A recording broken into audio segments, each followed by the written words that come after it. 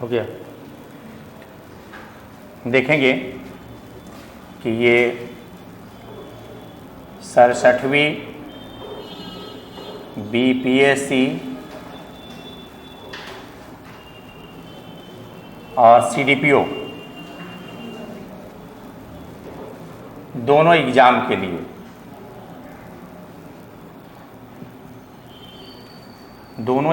लिए साथ ही साथ पढ़ाएंगे। सिलेबस एक ही है, अलग है नहीं सिलेबस। तो इसमें सबसे पहले मैं सिलेबस बताने जा रहा हूँ। सिलेबस इसका है क्या, कैसे पढ़ेंगे, कहाँ से कैसे क्वेश्चन आता है। तो इसमें देखेंगे सिलेबस में LSW labour and social welfare, श्रम एवं समाज कल्याण, श्रम एवं समाज कल्याण,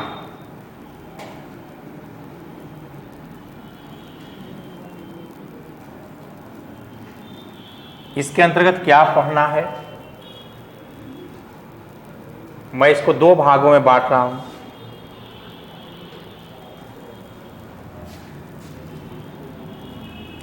एक सेक्शन 1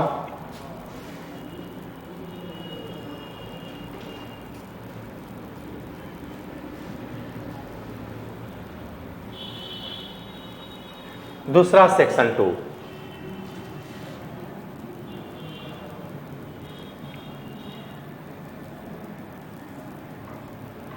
सेक्शन 1 और सेक्शन 2 देखेंगे। सेक्शन 1 में क्या पढ़ना है, इसको हम दो भाग में बांट देते हैं।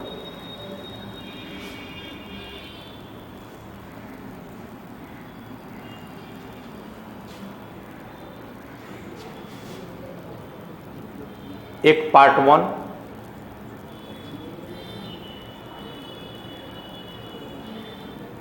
या पार्ट ए कहिए, दूसरा पार्ट बी।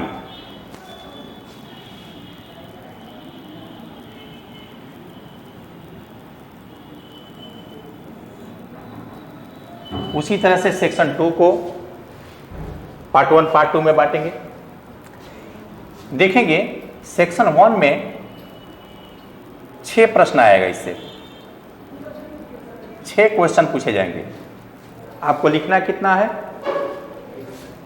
3 प्रश्न।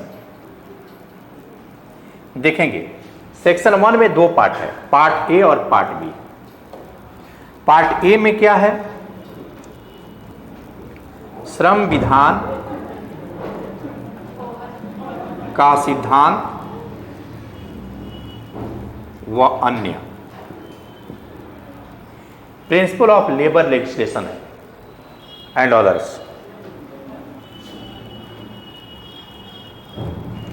जबकि पार्ट बी में अधिनियम है, एक्ट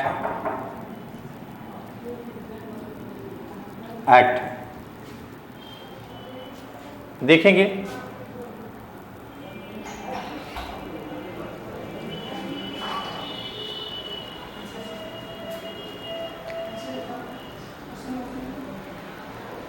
LSW पढ़ेंगे, पूछिए ना।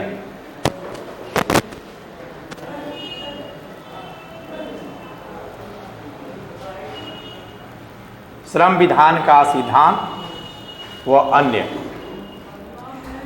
और इसमें हो गया एक्ट, अधिनियम। देखेंगे कि ये 6 प्रश्न जो पूछेगा तो 3 प्रश्न इससे पूछेगा। पार्ट ए से 3 प्रश्न पूछा जाएगा और पार्ट 2 से भी 3 प्रश्न। 6 प्रश्न आ जाएगा। लिखना कितना है आपको। अभी क्वेश्चन जो है उठाकर देखेंगे, इस वर्ष जो आया है इसी तरह से आया है। क्वेश्चन लड़ा रहेगा, आपको जाकर वहां एग्जाम में लिखिएगा। देखेंगे उसी तरह से सेक्शन 2 में, सेक्शन 2 को भी 2 भाग में बांट देते हैं। एक पार्ट ये हो गया, एक part part B.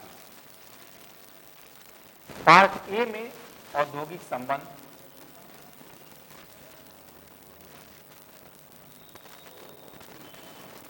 Industrial relations, औद्योगिक संबंध, इंडस्ट्रियल रिलेशंस, और पार्ट बी में सोशल प्रॉब्लम्स, सामाजिक समस्याएं, सामाजिक समस्याएं। आप देखेंगे ये चार पार्ट हम आसानी से आप लोग को पढ़ने के दृष्टिकोण से किया। देखेंगे ये एलएसडब्ल्यू जो है चार पार्ट में, इसमें पढ़ना है श्रम विधान का सिद्धांत व वन्य। देखिए क्या पढ़ना है। हाँ, यहां तक पढ़े। 6 प्रश्न पूछेगा, 3 प्रश्न लिखना है, 3 सेक्शन, पार्ट 1 ए से, पार्ट 2, पार्ट बी से 3, टोटल 6। और फिर इधर देखेंगे औद्योगिक संबंध से कभी 3, इस बार 2 पूछा है, लेकिन 3 पूछता है अक्सर। तो 3 प्रश्न, कभी 2 प्रश्न पूछ दिया, तो इससे 3 प्रश्न, लेकिन इस बार 4 प्रश्न पूछ दिया है, टोटल 6 प्रश्न। यानी सेक्शन 2 से भी 6 प्रश्न लिखना है आपको। 6 प्रश्न पूछा जाएगा। लिखना कितना है? 3। लिखना 3 प्रश्न, यानी टोटल 3 प्रश्न इधर से लिखना है और 3 प्रश्न उधर से लिखना है, यानी 6 प्रश्न लिखना है। देखेंगे ध्यान से इसमें क्या क्या पढ़ना है, तब फिर बताते हैं। पहला है श्रम विधान का सिद्धांत। श्रम विधान का सिद्धांत, इसी में प्रकार भी होंगे एवं प्रकार। दूसरा, ये क्वेश्चन आया था इस बार, पहला क्वेश्चन यही था, वर्गीकरण। प्रकार भी लिख देता है, कभी वर्गीकरण भी लिख देता है। वर्गीकरण, क्लासिफिकेशन, सिलेबस में लेकिन प्रकार नहीं। दूसरा आप देखेंगे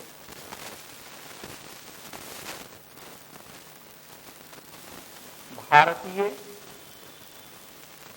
श्रम विधान का इतिहास। तीसरा, भारतीय संविधान में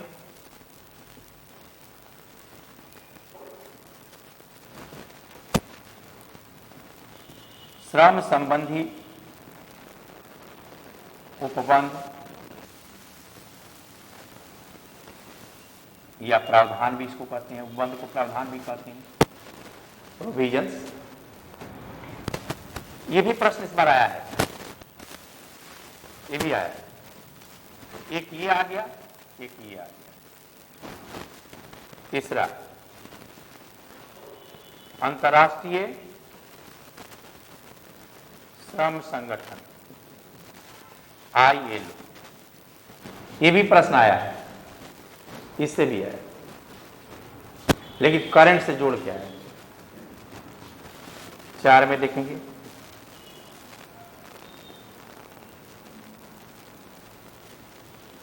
बिहार में लोग 3-4 कह रहे थे क्यों घट रहा है। बिहार में श्रम प्रशासन, ये भी आया है, ये भी पूछा है। यानी ये पूछा, ये पूछा, ये पूछा, ये पूछा, ये 3 प्रश्न। ये 50 नंबर का पूछा, ये 50 नंबर का पूछा इससे, और इससे जो पूछा है 25 नंबर का, ये प्रश्न आया है। इतना ही, इसी में से 3 आया है, लेकिन इधर से आपको कम लिखना है। पढ़ना भी इतना ही इधर। हाँ, इतना ही पढ़ना है, बहुत छोटा सिलेबस है। और इधर से 3 आपको आएगा, लेकिन 2 लिखेंगे कम से कम। इधर से 1 लिखेंगे तो इधर से 2 लिखेंगे, ध्यान रखेंगे। अगर तीनों इधर से आता हो तो तीनों इधर से लिख देंगे, ये ध्यान। इसमें क्या पढ़ना है? पहला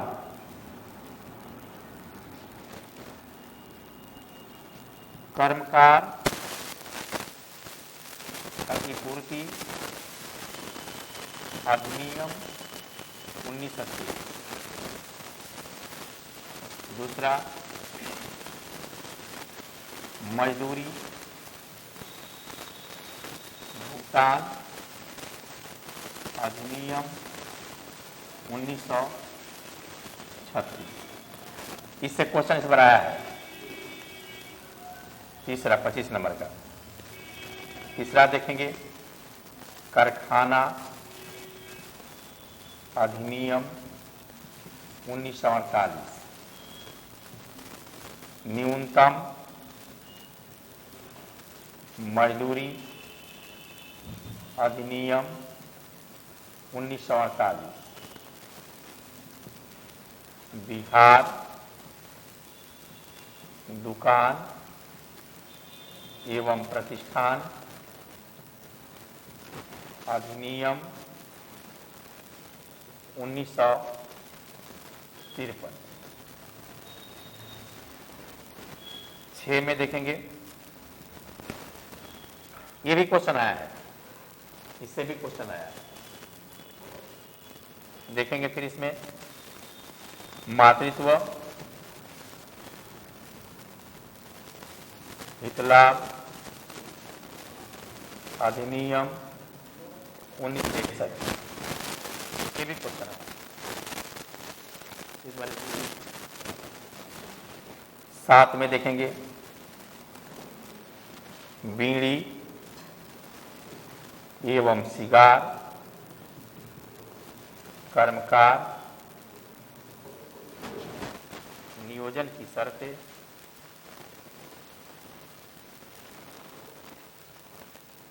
अधिनियम 1986। देखेंगे बीड़ी एवं सिगार कर्मकार नियोजन की शर्तें 8 उपादान संदाय अधिनियम 1972। 9 में देखेंगे क्या कुछ छूटा। हाँ हो गया, देरी हो गया, यहाँ दुकान छूट गया। अच्छा यहाँ लिख दें, सिलसिलेवार हो जाएगा। 5 में है कर्मचारी राज्य बीमा अधिनियम 1948। 6 में बिहार दुकान प्रतिष्ठान, 7 में मातृत्व हित लाभ, 8 में बीड़ी सिगार, 9 में उपादान। 10 में हो गया समान पारिश्रमिक अधिनियम 1976। 11 में हो गया बाल श्रम प्रतिषेध अधिनियम 1986। प्रतिषेध एवं विनियमन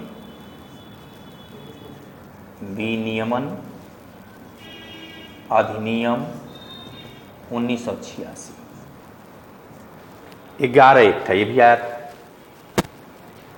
देखेंगे ये मजदूरी भुगतान इस बार आया था। फिर आपको बिहार दुकान प्रतिष्ठान मातृत्व हित लाभ बाल श्रम भी आया था, और ये 4 आया था, यही 4 आया था इस पर। से ज्यादा क्वेश्चन इधर से इस बार पूछ दिया, इधर से ये पूछ दिया था। ये क्वेश्चन 50 नंबर का इसमें से आ गया था। उसके बाद से फिर आपका ये 50 नंबर का आ गया था। ये अंतर्राष्ट्रीय श्रम संगठन से 2 क्वेश्चन आ गया था। बिहार श्रम प्रशासन से आ गया था। नंबर भी सेक्शन वाइज बटा होता है क्या? इसमें नहीं, ये तो लगातार रहेगा।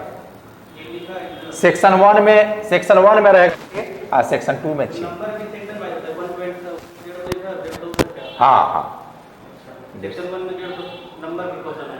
क्वेश्चन तो 6 आएगा। 150 नंबर का लिखना है आपको सेक्शन 1 में। 12 क्वेश्चन पीछे जाएंगे। 6 इधर से और 6 इधर से लिखे हैं ना, यहाँ 12 हुआ ना। टोटल 12 क्वेश्चन है। क्वेश्चन नहीं है आप लोग के पास? अच्छा, हम क्वेश्चन जो है कल इसका फोटो कॉपी करवा करके रखेंगे। क्वेश्चन है यहाँ आया हुआ है, हैं? बच्चे ये भी करके हम बताते हैं थोड़े पढ़ा देते हैं, लिख देते हैं उसके बाद। तो ये हो गया एक्ट। अब आगे देखेंगे औद्योगिक संबंध। अगला है औद्योगिक संबंध पढ़ना है। दूसरा है औद्योगिक विवाद।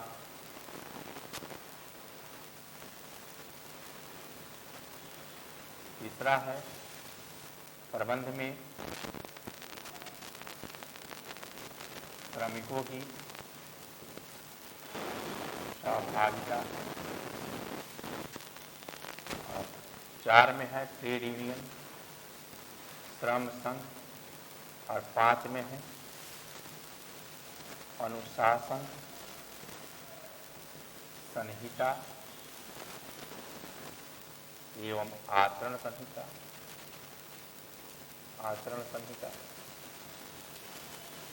ये 5 चैप्टर पढ़ना है। इसमें औद्योगिक विवाद में जो है 3 भाग में है। एक औद्योगिक विवाद हो गया, एक हड़ताल हो गया, एक सामूहिक सौदेबाजी।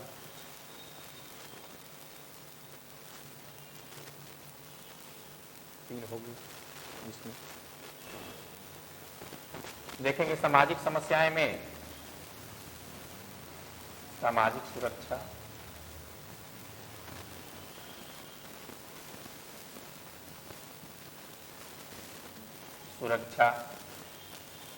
दूसरा हो गया गरीबी, तीसरा बेरोजगारी, अनएम्प्लॉयमेंट। 4 में हो जाएगा बाल कल्याण। 5 में महिला कल्याण।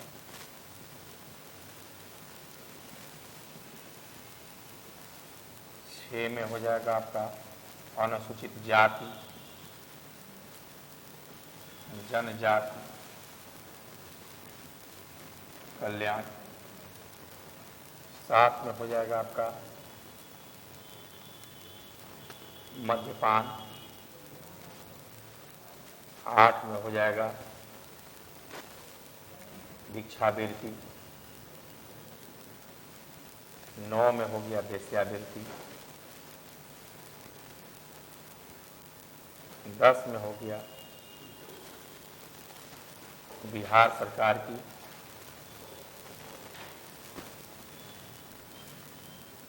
सामाजिक सुरक्षा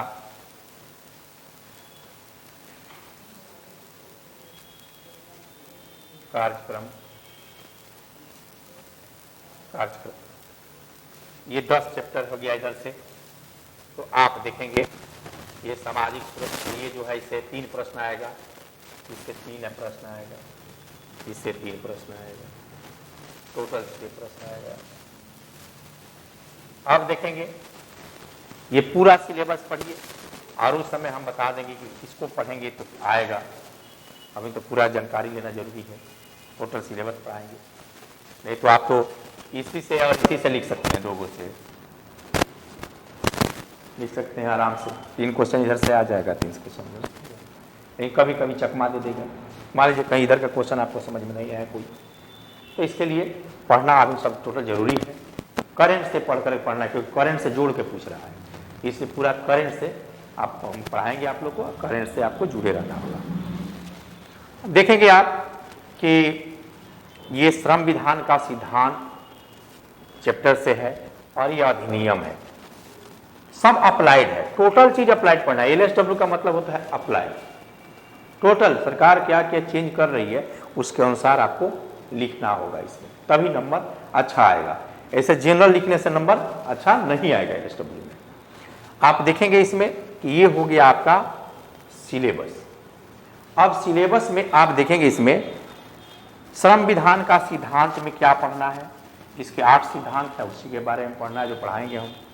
इसमें प्रकार हो गया, इसके काइंड्स कितने कितने हैं, भारतीय श्रम विधान का इतिहास कब से बने, जब से कानून बना है उसके इतिहास को 4 चरणों में बांट कर अध्ययन करना होगा। अंतर्राष्ट्रीय श्रम संगठन ILO आप GS में भी पढ़े होंगे, इसका उद्देश्य पढ़ना है, सिद्धांत पढ़ना है, कार्य पढ़ना है, इसका जो है श्रम मानक पढ़ना है, और भारतीय श्रम विधान पर इसका प्रभाव क्या पड़ा है उसके बारे में पढ़ना है। इस बार करंट से जोड़कर पूछ दिया था, 4 पिलर, ILO का 4 पिलर पूछ दिया था, जो एकदम ये अभी 2020 में जब कोरोना आया है उसके लिए, ये कोविड-19 में कैसे योगदान दिया है 4 पिलर, तो ये तो हम लोग पढ़ाए भी नहीं थे, सिलेबस में भी नहीं था, तो ये आउट ऑफ सिलेबस इससे क्वेश्चन पूछ दिया था इसमें कोविड-19 से जोड़ करके। बिहार में श्रम प्रशासन जितने भी कानून है इसका इम्प्लीमेंट करने के लिए बिहार सरकार जो है श्रम प्रशासन की व्यवस्था करती है। ये आया था इसका ढांचा बनाने को कि जी कौन कौन अधिकारी इसमें होते हैं, उस अधिकारी का इसमें ढांचा बना देना, खाका बनाना था इसमें, जो हम बताएंगे इसको पूरा। और कार्य इस बार नहीं पूछा था, सिर्फ ढांचा हो गया, ढांचा 25 नंबर का, लेकिन उसको याद करना पड़ता है कौन कौन से प्रशासनिक अधिकारी होते हैं इसमें।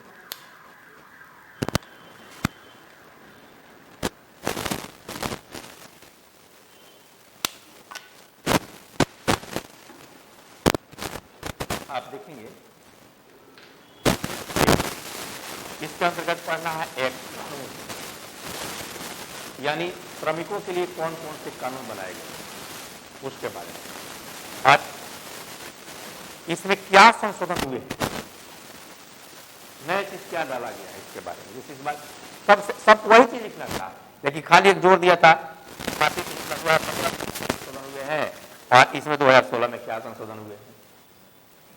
ऐसा नहीं कि आप संशोधन उसमें लिख नहीं रहे, लेकिन वो पार्टिकुलर पूछ दिया, उसको इंगित कर देना है कि ये चीज संशोधन हुआ। उसी तरह से आप देखेंगे औद्योगिक संबंध, इंडस्ट्रियल रिलेशन, नियोजक श्रमिक एवं सरकार के बीच में रिलेशनशिप क्या है उसके बारे में पढ़ना है। विवाद कैसे उत्पन्न होती है, विवाद का कारण क्या है, इसे सुलझाने के लिए क्या उपाय है। फिर देखेंगे प्रबंध में श्रमिकों की सहभागिता, वर्कर्स पार्टिसिपेशन इन मैनेजमेंट के बारे में पढ़ना है। फिर देखेंगे आप कि ट्रेड यूनियन के बारे में पढ़ना है, और फिर अनुशासन संहिता आचरण से देखेंगे, इससे क्वेश्चन एक आया था, औद्योगिक विभाग से एक क्वेश्चन आया था, 16 ट्रेड यूनियन से क्वेश्चन आया था, ये तीनों से क्वेश्चन आया था। फिर इधर देखेंगे तो सामाजिक सुरक्षा से क्वेश्चन आया था। फिर आप देखेंगे तो बेरोजगारी से क्वेश्चन आया था। फिर आप अनुसूचित जाति से आया था, मद्यपान से आया था, वेश्यावृत्ति से क्वेश्चन आया था इसमें। तो आप देखेंगे कि ये जो है इंडस्ट्रियल रिलेशन के बारे में पढ़ना है, और ये सोशल प्रॉब्लम जो है जो जीएस में भी आपको पढ़ना है। अब आप देखेंगे इसमें कि वर्क्समैन कंपनसेशन एक्ट 1923 पहचानना कि कैसे पहचानेंगे कि कौन सा एक्ट किस प्रकार का है। तो देखिए मैं समझा दे रहा हूं,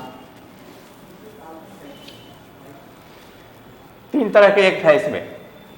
एक संरक्षा प्रोटेक्टिव है, दूसरा है आपका सामाजिक सुरक्षा, तीसरा है आपका सामाजिक न्याय। ये 3 तरह का यहां इस एक्ट में पढ़ना है। और चौथा एक इसमें एक्ट पढ़ना है जो विनियमन संबंधी है। विनियमन, रेगुलेट करना रिलेशनशिप नियोजक और कर्मचारियों के बीच में। संरक्षा प्रोटेक्टिव, जैसे मान लीजिए संरक्षा का मुख्य उद्देश्य क्या होता है, श्रमिकों को संरक्षण देना। ऐसे श्रमिकों को संरक्षण देना जिसे सुरक्षा की आवश्यकता तो है, लेकिन वे स्वयं अपनी रक्षा नहीं कर सकते। जैसे श्रमिक स्वयं मजदूरी निर्धारित करेगा, नहीं करेगा। कार्य के घंटे निर्धारित करेगा, नहीं करेगा। तो इसके लिए क्या चाहिए, कानून चाहिए। तभी नियोजक डरेगा, नहीं तो चाहेगा 10 घंटा के 12 घंटा काम ले, 15 घंटा काम ले, मजदूरी कम दे, छुट्टी नहीं दे। नियोजक यही चाहेगा लाभ कमाने के लिए। तो इसके लिए कानून बनाई गई है। ये कानून जो है उसे प्रोटेक्शन देता है। आप देखेंगे तो उसे संरक्षा कहते हैं, जैसे जिसमें मजदूरी की बात हो, कांच के घंटे की बात हो, उसको हम प्रोटेक्टिव करते हैं। लेकिन जिसमें सामाजिक सुरक्षा, मनुष्य के जीवन में कई आकस्मिकताएं आती है, जैसे बीमारी आ जाएगा, विकलांगता हो जाएगी, कब दुर्घटना घटेगी, महिलाओं को मैटरनिटी, प्रसूति, बेरोजगारी, कब नौकरी चली जाएगी कोई नहीं जानता है, वृद्धावस्था, बुढ़ापा भी आ जाएगा काम करते करते, मृत्यु भी हो जाएगी, बीच में कभी एक्सीडेंट हो सकता है, मृत्यु हो सकती है। तो इन आकस्मिकताओं की स्थिति में किसी राज्य बीमारी, विकलांगता, प्रसूति, बेरोजगारी, वृद्धावस्था, मृत्यु इत्यादि की स्थिति में मजदूरी और जो कमाने वाला व्यक्ति होता है उसकी आमदनी कम हो जाएगी, क्योंकि बीमार रहेगा तो काम नहीं करेगा, विकलांग रहेगा तो काम नहीं करेगा, प्रसूति मैटरनिटी रहेगी तो काम नहीं करेगा, बेरोजगार हो जाएगा तो काम नहीं मिलेगा, वृद्धावस्था बुढ़ापा में काम नहीं करेगा, अब मृत्यु हो जाएगी तो उसके परिवार कैसे जिएंगे। तो ऐसी स्थिति में किसी गैर सरकारी संगठन या सरकार उस कर्मचारी को, श्रमिक को, उस व्यक्ति को आय सुरक्षा दी जाती है, तो आय सुरक्षा, यदि इसमें रुपये तो उसे शोषक सामाजिक नियम देखेंगे, जैसे महिलाओं के साथ लैंगिक भेदभाव, क्या सोशल जस्टिस है? नहीं है। तो सोशल जस्टिस लाने के लिए जिस कानून का निर्माण किया जाता है उसे सामाजिक नंबर एक है, नियोजक और कर्मचारियों के विवाद उत्पन्न होते हैं, तो उस विवाद को सुलझाने के लिए जो कानून बनाई जाती है उसे रेगुलेशन कहते हैं। कोई दिक्कत? तो आप पहचानिए तो मैं बता रहा हूं। कर्मकार क्षतिपूर्ति अधिनियम 1923, वर्क्स मेन कॉम्पनसेशन एक्ट 1923 किस प्रकार का श्रम विधान है? देखिए यहां लिखा हुआ है हमारी सुरक्षा, पहचान गए? इसमें कॉम्पनसेशन मिल रहा है, पैसा मिल रहा है। देखिए कहीं नहीं जाना है, देखिए इसको मजदूरी भुगतान 36 किस प्रकार का श्रम विधान है? पेमेंट ऑफ वेजेज एक्ट किस प्रकार का है बताइए, बोलिए आप लोग। संरक्षा प्रोटेक्टिव है, ये प्रोटेक्टिव है। पेमेंट ऑफ वेजेज एक्ट 1936, कारखाना अधिनियम 1948 पहचानिए। नहीं, कैसे रेगुलेशन? ये भी कार्य के घंटे देता है, प्रोटेक्टिव हो जाएगा। न्यूनतम मजदूरी अधिनियम 1948 किस प्रकार का श्रम विधान है? प्रोटेक्टिव हो जाएगा ना, मजदूरी प्रोटेक्टिव हो जाएगा। इसको ध्यान में रखिए, फॉर्मूला है, कभी नहीं भूलेंगे। कर्मचारी राज्य बीमा अधिनियम, देखिए बीमा हो रहा है, ध्यान रखिएगा कौन सा है का सामाजिक सुरक्षा हो जाएगा, क्योंकि आप सोशल सिक्योरिटी बीमा कराते हैं, इंश्योरेंस क्यों कराते हैं? तो हमको दुर्घटना हो जाएगी तो हमको पैसा मिलेगा, मृत्यु हो जाएगी तो हमारे परिवार के लोग का पैसा मिलेगा, इसी के लिए करते हैं। तो सोशल सिक्योरिटी। बिहार दुकान एवं प्रतिष्ठान अधिनियम या किस प्रकार का है? यहाँ प्रोटेक्टिव हो जाएगा, कार्य के घंटे है इसमें। मैटरनिटी बेनिफिट एक्ट 1961 यह किस प्रकार का है? नहीं, मैटरनिटी मिल रहा है, पैसा मिल रहा है, छुट्टी भी मिलता है। नहीं, न्याय नहीं होता है। न्याय कैसे? प्रोटेक्टिव हो गया, ऐसी प्रोटेक्शन देता है ना, तो ये सोशल सिक्योरिटी में हो जाएगा, उसे आय सुरक्षा दी जाती है, ये सामाजिक सुरक्षा हो गया। बीड़ी एवं सिगार कर्मकार नियोजन की शर्तें अधिनियम, ये प्रोटेक्टिव हो जाएगा, कार्य के घंटे ऐसे। उपादान संदाय, पेमेंट ऑफ ग्रेच्युटी एक्ट, नहीं, पेमेंट ऑफ ग्रेच्युटी बुढ़ापा में उपादान ग्रेच्युटी ना, लेकिन रिटायर किया तो इतना मिला, तो सोशल सिक्योरिटी के लिए ना। समान पर equal remuneration act 1976, social justice, equality. बाल श्रम प्रतिषेध एवं विनिमय अधिनियम 1946, child labour prohibition regulation act 1986, social justice हो गया। कैसे सोशल जस्टिस हुआ? प्रोटेक्टिव, बालक को प्रोटेक्शन दे रहा है ना, है? हाँ, प्रोटेक्शन दे रहा है ना। कोई दिक्कत किसी को? समझ गए इस बात को? तो पहचान जाएंगे ना कौन किस प्रकार का श्रम विधान है, क्योंकि सब में लिखना है। आज इंटरव्यू में मैं यही पढ़ा रहा हूं, इंटरव्यू में मैं यही पूछता हूं, यही जाकर के वहां पूछा भी जाता है, दूसरा कुछ नहीं।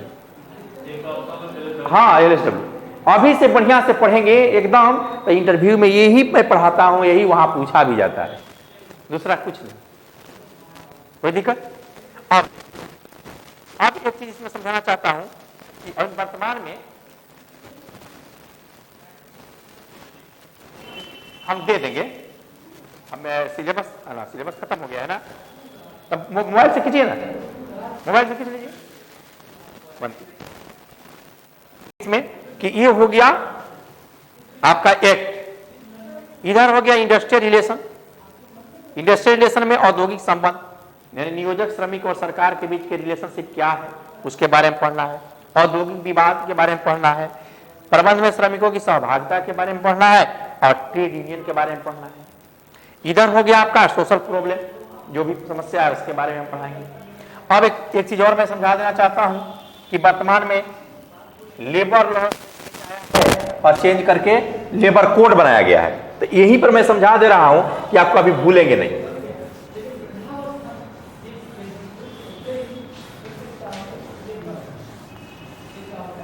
देखेंगे labour code, what is labour code, labour code क्या है। देखेंगे कि केंद्र सरकार द्वारा 2019 और 20 में 29 श्रम कानूनों को मिलाकर 4 कोड में बांटा गया है, तो उसे लेबर कोड कहा जाता है। 29 श्रम कानूनों को, 29 श्रम कानूनों को मिलाकर 4 लेबर कोड में बांटा गया। देखेंगे कौन कौन से है लेबर कोड। लेबर कोड, जिसको श्रम संहिता कहते हैं, एकदम बारीकी से समझेंगे, कभी नहीं भूलेंगे। इसको 4 भागों में बांट दे रहा हूं।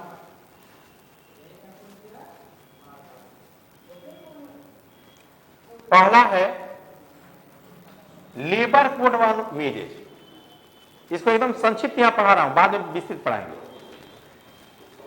पहला है लेबर कोड ऑन वेजेस, इसको मजदूरी संहिता कहते हैं, मजदूरी संहिता। दूसरा है सामाजिक सुरक्षा,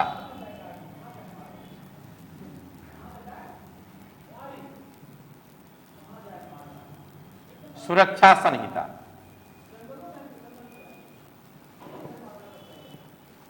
तीसरा है व्यावसायिक सुरक्षा,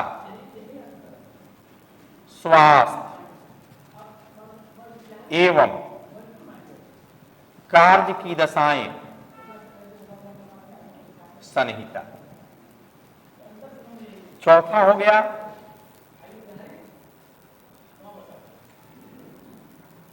औद्योगिक संबंध,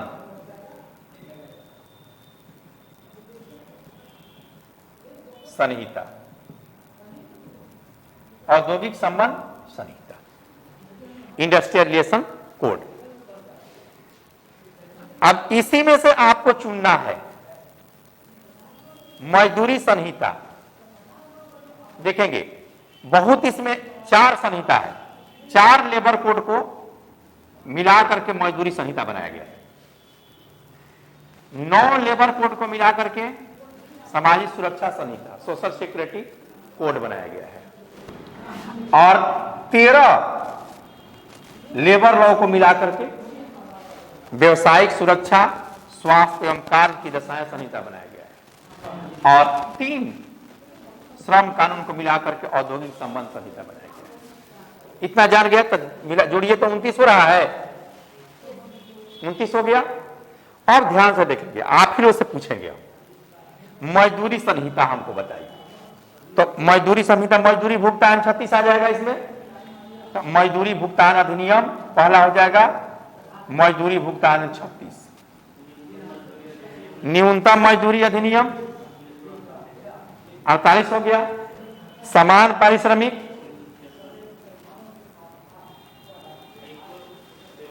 अब नहीं, अब एक और है जो पढ़ना नहीं है, बोनस अधिनियम 1965, जो अभी नहीं बोले कि संक्षिप्त में पढ़ा रहा हूं यहां आगे आप लोग को समझने के लिए, बाद में हम फिर पढ़ाएंगे इसको।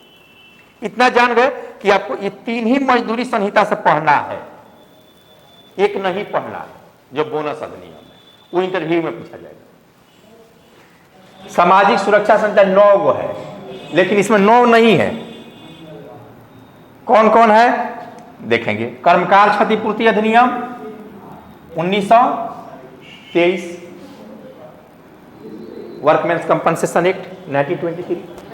फिर देखेंगे यहां कर्मचारी राज्य बीमा अधिनियम 1948, एम्प्लॉयज स्टेट इंश्योरेंस एक्ट 1948, मातृत्व हित लाभ अधिनियम, मैटरनिटी बेनिफिट एक्ट 1961, उपादान संदाय अधिनियम, पेमेंट ऑफ ग्रेच्युटी एक्ट 1972 हो गया। तो कभी कितना है इसमें 4, यानी 5 अलग है, दूसरा जो पढ़ना आपको नहीं है।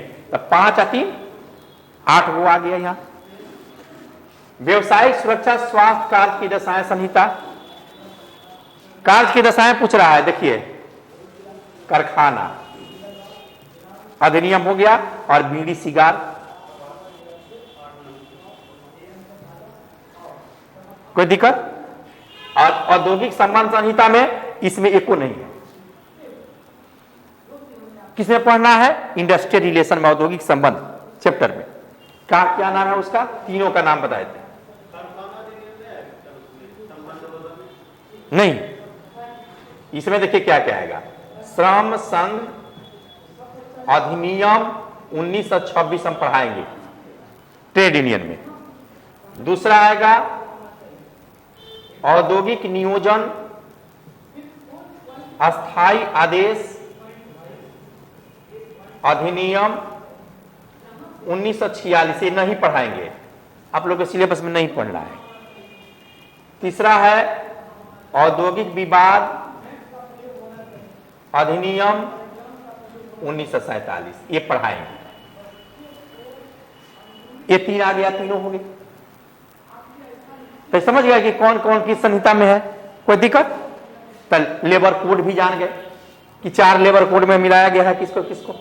तो 11 एक 12 एक 13 को एक्ट पढ़ना है आपको, दोनों सेक्शन मिला करके 13 को एक्ट आपको पढ़ना है। और 13 एक्ट जो है 4 लेबर कोड में है, यानी लेबर कोड भी आपको याद करना पड़ेगा कि किस लेबर कोड में कौन है। ये नया चीज हो गया 2019 से, जो पिछले बैच से मैं पढ़ा रहा हूं, कोई दिक्कत। अब देखेंगे तो ये हो गया आपका कोड के बारे में जानकारी मिल गया। अब आगे मैं फिर बताता हूं।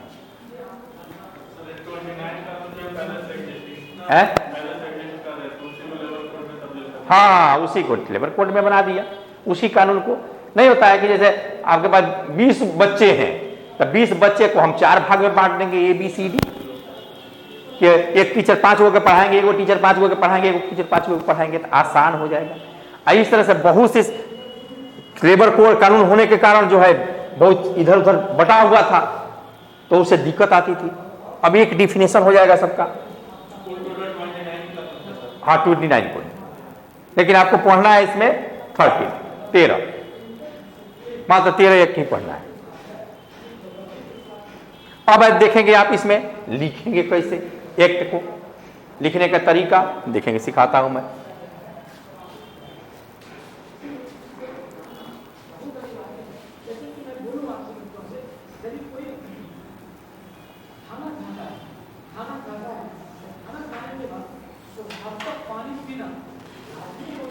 देखेंगे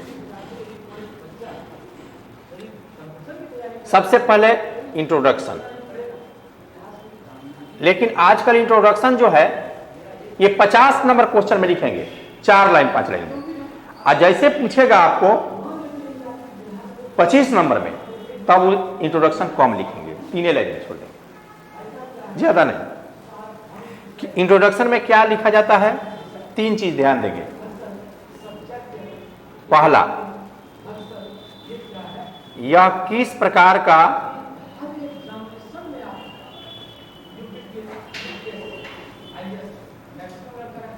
श्रम विधान है। ऑनलाइन इतना नहीं हो पाता है, लाइव में लाइव में इतना नहीं हो पाता है। हाँ, बेहतरीन पढ़ा करके नोट्स उस पर लिखा देते हैं हम लोग, लेकिन एक डायरेक्ट, हाँ डायरेक्ट बच्चों से माने हमारा जो है कोई रिलेशन ही नहीं बन पाता है। कौन लोग पढ़ रहा है हमको ही पता नहीं है, ये सबसे बड़ी बात है। वो लोग पढ़ करके ऑफिसर भी बन जाएंगे, आएंगे हमसे मिलने के लिए तो हमको कुछ पता नहीं है, ऐसा होता है इसमें। तो यह किस प्रकार का श्रम विधान है। दूसरा, विधान माने कानून। विधान की आवश्यकता क्यों पड़ी।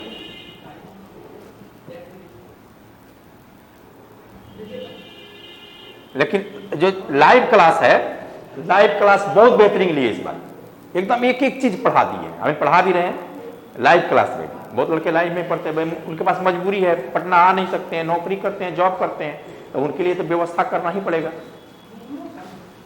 तीसरा, विधान की आवश्यकता क्यों पड़ी, सरकार ने क्या किया, क्या किया। ये 3 चीज लिखना रहता है, 3 ही चीज हाँ इंट्रोडक्शन में 3 ही चीज ध्यान लिखें। कोई भी इसका आंसर लिखेंगे यही 3 चीज। कैसे देखिए, हम एक एग्जाम्पल लेते हैं, समान पारिश्रमिक अधिनियम 76 का ले लिए एग्जाम्पल।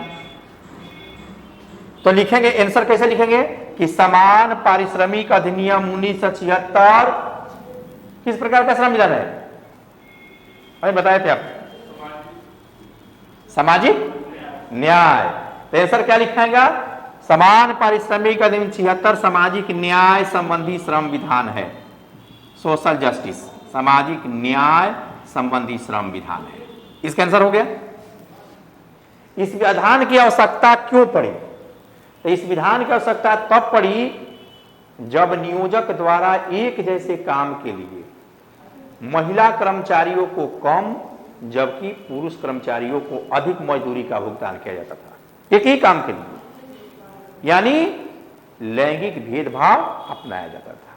तो क्यों आवश्यकता पड़ी, तो लैंगिक भेदभाव को दूर करने के लिए, लैंगिक भेदभाव को कम करने के लिए सरकार ने क्या किया, कानून बना दिया। 11 फरवरी 1976 को कानून बना दिया। हो गया, आंसर हो गया इसका। क्या लिखा आपने कि समान पारिश्रमिक अधिनियम 76 सामाजिक न्याय संबंधी श्रम विधान है। इस विधान की आवश्यकता तब पड़ी जब किसी औद्योगिक प्रतिष्ठान में नियोजक द्वारा एक जैसे काम के लिए पुरुष श्रमिकों को अधिक जबकि महिलाओं को कम मजदूरी का भुगतान करता था, अर्थात लैंगिक भेदभाव अपनाता था। इसे रोकने के लिए सरकार ने समुचित केंद्र सरकार ने 11 फरवरी 1976 को यह कानून बना दिया। हो गया। जब इंट्रोडक्शन लिख लिए तो उद्देश्य लिखना होगा, ऑब्जेक्ट्स, आपका भी उद्देश्य होगा। बिना उद्देश्य के कोई आएगा, कोई काम करेगा, कोई नहीं कर सकता। तो आपका उद्देश्य क्या है, एसडीएम डीएसपी बनना, ये आपका उद्देश्य बीपीएससी पास। आपका उद्देश्य एसडीएम डीएसपी बनना है, तो इसका भी तो उद्देश्य होगा कानून का। वो सरकार जो भी कानून बनाती है उसका उद्देश्य होता है। तो क्या उद्देश्य है, इस अधिनियम का मूल उद्देश्य लैंगिक भेदभाव को दूर करना है। लैंगिक भेदभाव को दूर करना है। हो गया। जब उद्देश्य लिख लिए तो प्रावधान प्रोविजंस लिखना होगा, क्योंकि उद्देश्यों की प्राप्ति के लिए प्रोविजन का होना जरूरी है। आप एसडीएम डीएसपी बनेंगे, आपका उद्देश्य है, तो कैसे बनेंगे? विद्या देती नहीं कल्पना, कल्पना देती है विचार। खाली कल्पना करने से तो नहीं बनेंगे, पढ़ना पड़ेगा उसके लिए, तब प्रोविजन हो गया। उसे विधि कहते हैं। जो आपने काम किया वो विधि कहते हैं। क्या करते हैं? देखिए, आप आए हैं मेरे यहाँ पढ़ने के लिए, 67वीं बीपीएससी पीटी का वैकेंसी आएगी अगस्त में, आप उसका जो है फॉर्म भरेंगे। ये सब विधि कर रहे हैं, प्रोविजन। फिर पीटी की तैयारी कर रहे हैं, मेंस के साथ में कर रहे हैं, पीटी देंगे, पीटी पास करेंगे, फिर मेंस लिखेंगे, मेंस पास करेंगे, फिर इंटरव्यू देंगे, फाइनल होगा। तो इसके लिए, इस 3 एग्जाम के लिए आपने कितना मेहनत किया। अच्छे टीचर के पास पढ़ने गए, फिर आप देखेंगे कि आपने टेस्ट दिया, फिर एग्जाम दिए, माने ये विधि हो गई है। इस एक उद्देश्य की प्राप्ति के लिए कितने काम करना पड़ रहा है आपको। तो इसका भी तो उद्देश्य की प्राप्ति के लिए काम करना पड़ेगा। क्या काम करना पड़ेगा? समान कार्य के लिए समान वेतन, समान काम के लिए समान वेतन की व्यवस्था। ठीक है, समान कार्य के लिए समान वेतन, नियुक्ति में भेदभाव नहीं, भेदभाव नहीं। जब उद्देश्य की प्राप्ति हो गई, प्रावधान प्रोविजन हो गया, तब आप क्या करेंगे? मूल्यांकन होगा आपका, इस एक्ट का मूल्यांकन होगा, आपका मूल्यांकन होगा, निष्कर्ष होगा। अगर मान लीजिए आप एसडीएम डीएसपी बन गए, उमेश, दिनेश, रीता, सीता ने बीपीएससी की परीक्षा पास कर गए और वो एसडीएम और डीएसपी बन गए। क्यों बन गए? इनमें कई गुण था। क्या गुण थे? ये अच्छे स्टूडेंट थे, मेधावी थे, इनकी राइटिंग अच्छी थी, इनका नोट्स बढ़िया था, अच्छे टीचर के पास पढ़े थे, इन्होंने 6 क्वेश्चन का जवाब लिख करके आया था, हमको बताए थे। माने इनके जो है बड़ाई के पूल लोग बांध देगा, क्योंकि ये एसडीएम डीएसपी बन गए। लेकिन अगर एसडीएम डीएसपी न बन करके प्लानिंग ऑफिसर बन गए, छोटा नॉन गजेटेड पोस्ट मिल गया, तब क्या हो गया? मूल्यांकन बदल जाएगा। गांव में आप डीएसपी एसडीएम बन के जाते हैं तो सब लोग जानता है, वीडियो भी बन के जाएगा, सब जानेगा। लेकिन बाकी छोटका अच्छा बन गया, ऐसे लोग कहेंगे।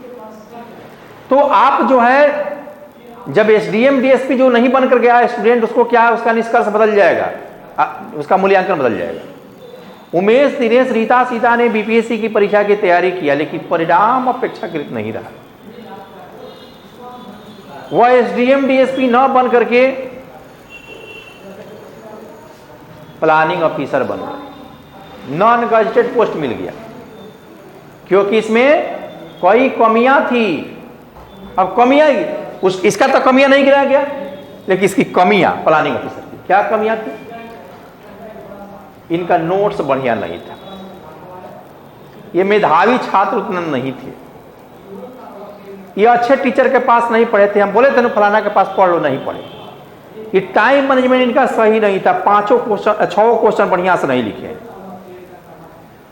और साथ ही आप ये भी कहेगा कि इनकी राइटिंग भी अच्छी नहीं थी, माने जो उनमें कमियां हैं सब गिना दिएगा, लेकिन ये फेल नहीं है, पास है, फेल भी नहीं है। तो फिर सुझाव देगा वो व्यक्ति कि यदि उमेश, दिनेश, रीता, सीता पुनः बीपीएससी की परीक्षा की तैयारी करे और जितनी कमियां ऊपर में है उस सब कमी को दूर कर ले, तो अगले बार एसडीएम या डीएसपी बन सकते हैं। तो ये मूल्यांकन जो लिखना है, एसडीएम डीएसपी की तरह नहीं लिखना है, प्लानिंग ऑफिसर की तरह लिखना है। क्योंकि अगर महिलाओं में लैंगिक भेदभाव समाप्त हो जाएगा तो इस कानून की आवश्यकता क्या पड़ेगी? जब आप एसडीएम डीएसपी बन गए तो बीपीएससी के एग्जाम देने की जरूरत क्या है? खत्म हो गया, जो चाहते थे मिल गया। तो जब महिलाओं को, जब लैंगिक भेदभाव ही समाप्त हो जाएगा तो इस कानून की आवश्यकता ही क्या है?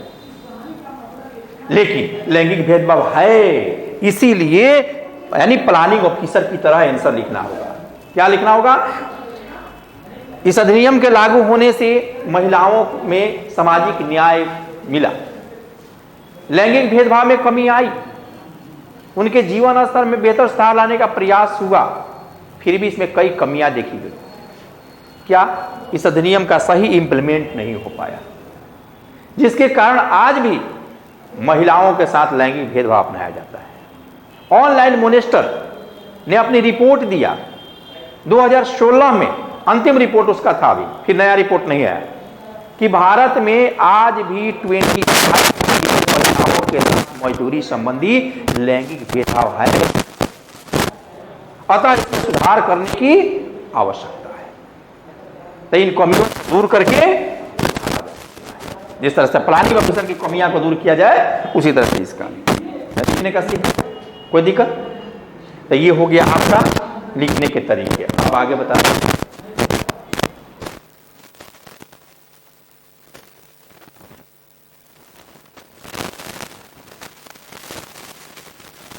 अब 0 से, ये तो सिलेबस हो गया, कुछ बातें हो गई।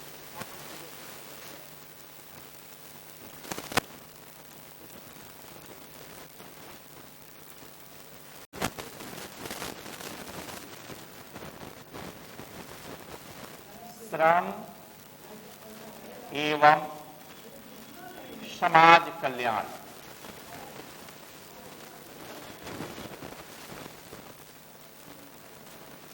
Labour and social welfare, एलएसडब्ल्यू।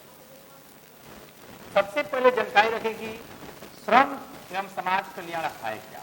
ये दो पार्ट है, एक श्रम है और एक समाज कल्याण। देखेंगे श्रम,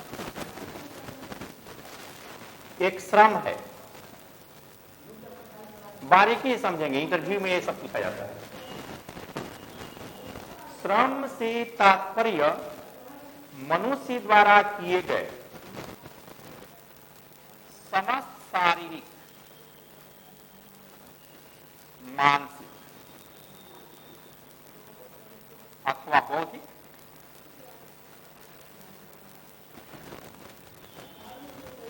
मनुष्य द्वारा किए गए समस्त शारीरिक, मानसिक अथवा बौद्धिक कार्यों से, बौद्धिक कार्यों से। क्या बोलेंगे आप? श्रम से तात्पर्य मनुष्य द्वारा किए गए समस्त शारीरिक, मानसिक अथवा बौद्धिक कार्य, जो वस्तुतः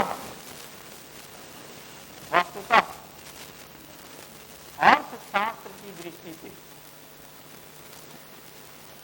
जिस श्रम से मुद्रा की प्राप्ति हो, लीगल टेंडर, मुद्रा की प्राप्ति हो,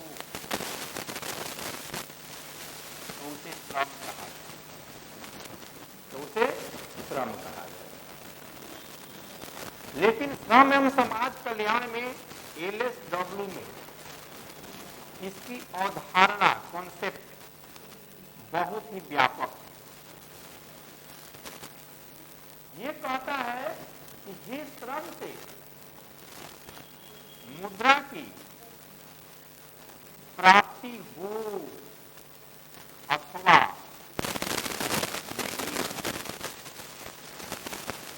जिस श्रम से मुद्रा की प्राप्ति हो अथवा नहीं हो, उसे श्रम कहा जाए। तो आपके मन में प्रश्न उठेगा, ये इकोनॉमिक्स कहता है कि मुद्रा की प्राप्ति हो, ये दोनों कहता है। तब आप प्रश्न करेंगे हमसे कि प्रमाणित कुछ प्रमाण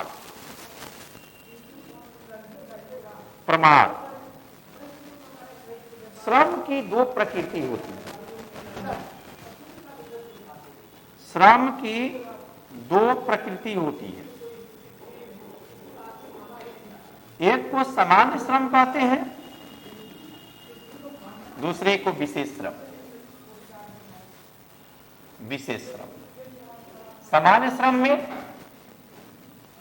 खाना बनाना, पढ़ाना, लिखना, पढ़ना, इत्यादि क्रियाएं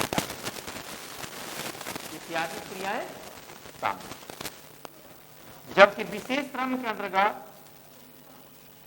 विनिमय, वितरण, विनिर्माण, मैन्युफैक्चरिंग, आयात, निर्यात विशेष श्रम के अंतर्गत आते हैं। अब एग्जाम्पल प्रमाण हमको देना है कि मुद्रा की प्राप्ति हो अथवा नहीं हो। मैं इसमें से एक एग्जाम्पल लेता हूं, खाना बनाना। एग्जाम्पल, खाना बनाना। आप खाना बनाते हैं?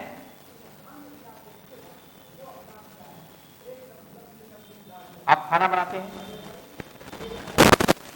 तो एक खाना बनाने वाला या वाली, खाना बनाने वाली या खाना बनाने वाला, एक स्वयं खाना बनाते हैं। आप खाना बनाते हैं, खा जाते हैं। 1 घंटे श्रम किया आपने, 1 घंटे श्रम किया, हर खाना तो क्या मुद्रा की प्राप्ति हुई? नहीं, बनाए खा गए। खाना बनाने वाला या वाली, खाना बनाना, आप पेमेंट करते हैं तो इससे मुद्रा की प्राप्ति हो रही है। तो प्रमाण हो गया कि जिस श्रम से मुद्रा की प्राप्ति हो अथवा नहीं हो। श्रम एक ही है, क्रिया एक ही है, खाना बनाना। आप बना रहे हैं तो मुद्रा की प्राप्ति नहीं होती है, खाना बनाने वाला आली तो मुद्रा की प्राप्ति होती है, तो उसे श्रम कहा जाएगा। लिखना, मैं लिख रहा हूं, मुझे मुद्रा की प्राप्ति हो रही है। आप लिख रहे हैं, मुद्रा की प्राप्ति हो रही है। क्रियाएं देखी, लिखना, आप भी कॉपी पर लिख रहे हैं, मैं भी लिख रहा। मुझे मुद्रा की प्राप्ति हो रही है, आपको नहीं हो रही। भविष्य में संभावना है, लेकिन मुझे तत्काल प्राप्त हो रही है, आपको तो सकता है।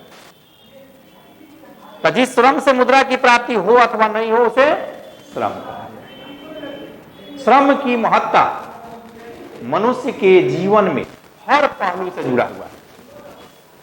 सभ्यता एवं संस्कृति का विकास, सामाजिक विकास, आर्थिक विकास और राजनीतिक एवं सांस्कृतिक विकास सब मानव श्रम के द्वारा ही संभव है। देखेंगे रामायण काल, महाभारत काल, मौर्य काल, सल्तनत काल, मुगल काल, आप देखेंगे औपनिवेशिक काल और आज आधुनिक में लोकतांत्रिक समय, सभी में मानव श्रम का योगदान विशेष रहा है। देखेंगे आगरा का ताजमहल किसने बनाया? शाहजहां ने। जो पैसा खाने बनवाया इंजीनियर, और उसमें जो श्रमिक लगे होंगे उनकी 2 श्रम लगा। कौन कौन? शारीरिक और मानसिक। मनुष्य 2 ही प्रकार के काम ही करता है, एक शारीरिक और एक मानसिक। इसी से मुद्रा की प्राप्ति होती है और नहीं भी होती है। आप देखेंगे रामायण काल में युद्ध के मैदान में हनुमान, राम बाण चलाए और रावण को मार। उसने क्या किया? शारीरिक और मानसिक श्रम किया। शारीरिक किया, बाण चलाने में शरीर का, और मानसिक कैसे मारना है। युद्ध जीते गए मौर्य काल में अशोक, मुगल काल में बहुत से हमारे देश पर आक्रमण कर करके, सल्तनत काल में अंग्रेजों के देखेंगे आक्रमण करके ही भारत को जीत लिया। और किस बल से जीता? शारीरिक और मानसिक दोनों लगाया बल, और फिर हम आजाद हुए शारीरिक और मानसिक के कारण। ये राजनीतिक कारण, राजनीतिक भी देखेंगे श्रम की महत्ता है। और आज देखेंगे भारत जो है पाकिस्तान को मुख्य रूप से 2 बार हराया, फिर कारगिल युद्ध में भी हराया। क्यों? अपने श्रम के बल पर हराया। इजराइल देखिए मिसाइल बना रहा है, अमेरिका मिसाइल बना रहा है, सब देश मानव श्रम के द्वारा। इसलिए सभ्यता और संस्कृति का विकास, आर्थिक सामाजिक राजनीतिक विकास मानव श्रम के द्वारा ही संभव है। सुख और आनंद की प्राप्ति भी, आपको भी सुख और आनंद की प्राप्ति तभी होगा जब श्रम करेंगे, काम करेंगे, अन्यथा आपको सुख और आनंद की प्राप्ति नहीं हो सकती। आप देखेंगे न खाना बना के खा सकते हैं, न मुद्रा की प्राप्ति हो सकती है जब तक श्रम नहीं करेंगे। तो ये देखेंगे कि ये मानव श्रम में कोई देश इसलिए विकसित है कि वहां की श्रम शक्ति काफी है। America, USA, Britain, France, Germany, Italy, Japan की हम बात करते हैं, संज्ञा करते हैं। क्यों? क्योंकि वहां की श्रम शक्ति काफी विकसित है और वो श्रम शक्ति ऐसी हो गई है कि सिर्फ मानसिक श्रम कर रहा है, शारीरिक श्रम भारत से और चीन से आयात कर लेता है। और हम देखिए एक ठेला चालक है, वो ठेला चालक क्या करता है? शारीरिक श्रम अधिक करता है, मानसिक श्रम बहुत कम करता है। दिन भर में 300, 400, 500 कमाएगा। और ये मानसिक श्रम करने वाले एक शिक्षक है, मानसिक श्रम करने वाले और भी लोग हैं, इंजीनियर है, डॉक्टर है। देखिए कैसे श्रम, शारीरिक श्रम बहुत कम, मैं पेन से लिखता हूं तो मुझे श्रम कम करना पड़ता है शारीरिक, लेकिन मानसिक श्रम ज्यादा करना पड़ता है क्योंकि मुझे याद है। एक इंजीनियर को याद है बिल्डिंग कैसे बनेगा, एक डॉक्टर को याद है कि इस रोग में कौन सा दवा लिखा जाएगा। वहां शारीरिक श्रम की अधिक आवश्यकता नहीं है, वहां मानसिक श्रम की। इसीलिए देखेंगे यूरोपियन कंट्री, यूएसए, ब्रिटेन में आप देखेंगे, या आप देखेंगे जापान में, मानव श्रम के द्वारा जो मानसिक श्रम अधिक है। भारत क्यों विकासशील देश में आता है? क्योंकि शारीरिक श्रम बहुत करता है, मानसिक श्रम कम करता है। हम लोग मानसिक श्रम कम करते हैं, जिसके कारण जो है भारत के लोग पिछड़े। इसलिए हर देश में देखेंगे यही तरह दो प्रकार का श्रम हर मनुष्य करता है, देश करता है। आप देखेंगे जितने भी डेवलपमेंट देखेंगे, आज ये बिल्डिंग का निर्माण, ये पंखा का निर्माण, इसमें क्या लगा है? मानव का श्रम लगा है। और मानव अपने श्रम के बल पर पंखा को चला रहा है। और इस श्रम दो ही प्रकार का है, एक शारीरिक और एक मानसिक। इसको बनाने में, लोहा को गलाने में शारीरिक श्रम भी लगा है और इसको बनाने में तो ये देखेंगे कि टोटल एनएस में वही चीज पढ़ना है जो आप देखते हैं, जो नहीं देखते हैं उसको नहीं पढ़ना। क्योंकि जो देखते हैं उसी को बनाएंगे, उसी के लिए कानून बना है, उसी के लिए देखेंगे आप विवाद भी उत्पन्न होगी। बेरोजगारी, गरीबी, जितनी चीज देख रहे हैं सब देख रहे हैं, ये सारे सामने देख रहे हैं। तो जो देख रहे हैं वो बनाते हैं, जो नहीं देख रहे हैं उसको नहीं पढ़ना है। तो आप देखेंगे कि श्रम एवं समाज कल्याण में, श्रम हो गया जान के श्रम क्या है, समाज कल्याण देखेंगे, समाज कल्याण किसे कहते हैं। समाज में कई समस्याएं देखेंगे, गरीबी है, बेरोजगारी है, भिक्षावृत्ति है, वेश्यावृत्ति है,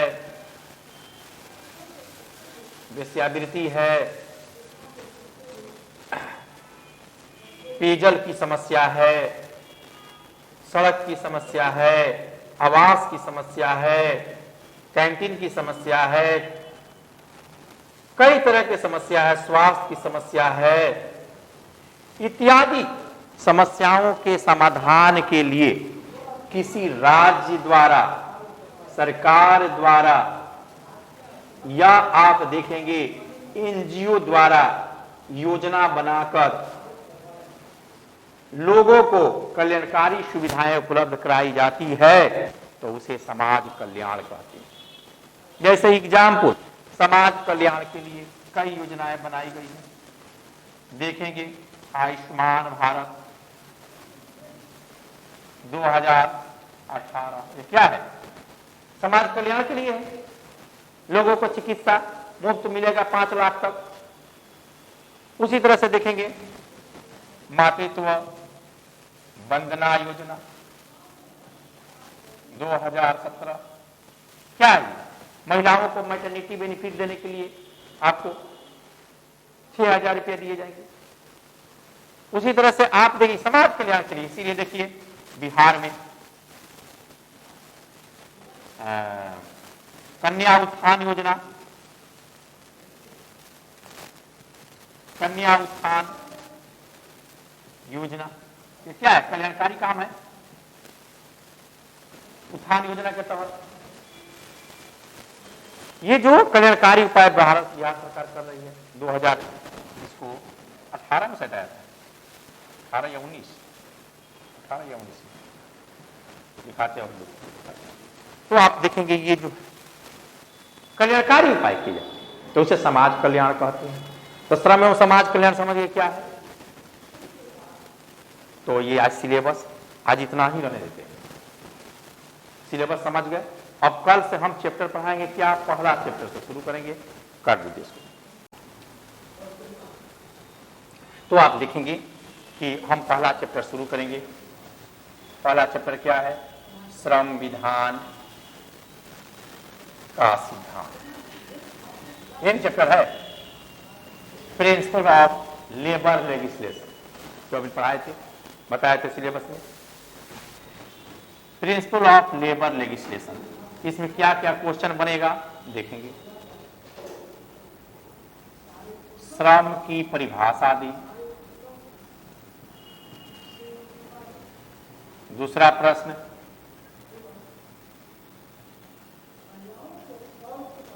समाज कल्याण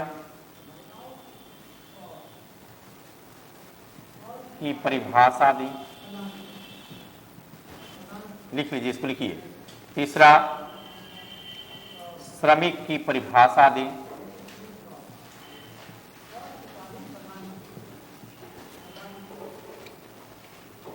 श्रम कानून से आप क्या समझते हैं?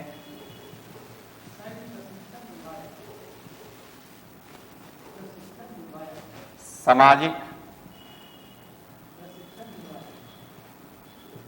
विधान की परिभाषा दें।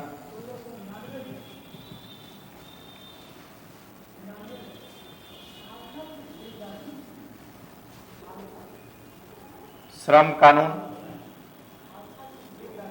का उद्देश्य बताएं।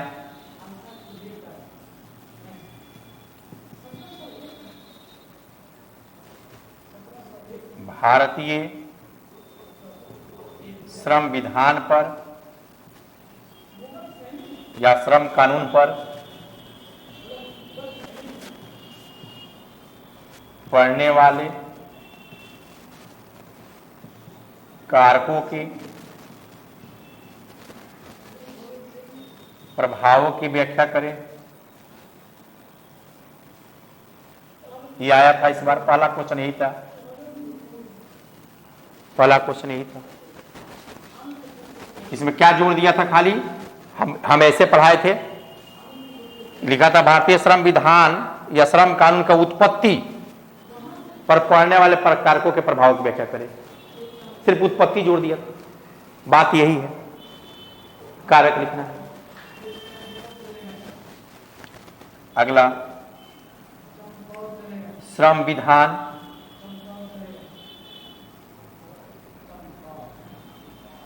के सिद्धांतों